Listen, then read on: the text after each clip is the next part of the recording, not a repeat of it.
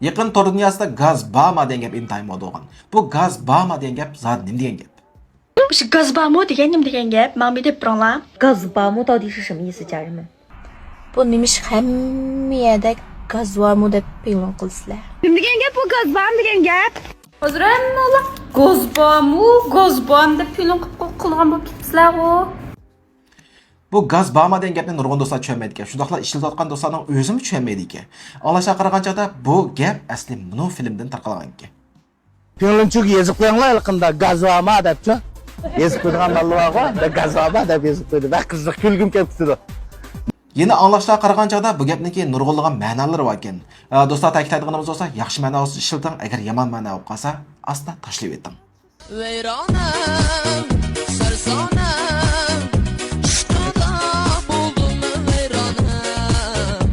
Zamonimiz taraqqiy qilyapti, davr taraqqiy qilyapti. Nurg'unlagan yangiliklar barliq kelyapti.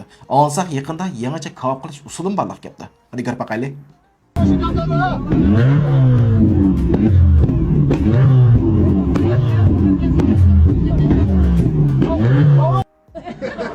Bu kapni jigil bulamdı olmamdı.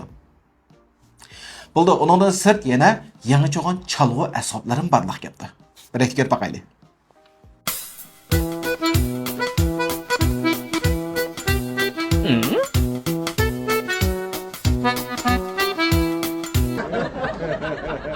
Bu çalgını çağan çağda kaysının nakşını yetiş gerek?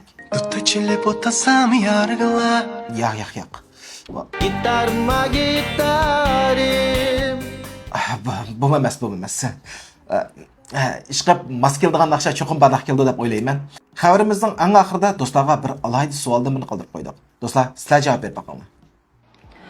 Bu işlemesen pul tapamayan adam değil mi? Bu işlesen hem çarçap hem pul tapamayan bu kanda olup gitti bu işler. Kanda qilsak ular. Meningcha yenilam ishilsak yaxshimiki. Bo'ldi. Keyingi sonda ko'rishaylik. Xayr xo'sh.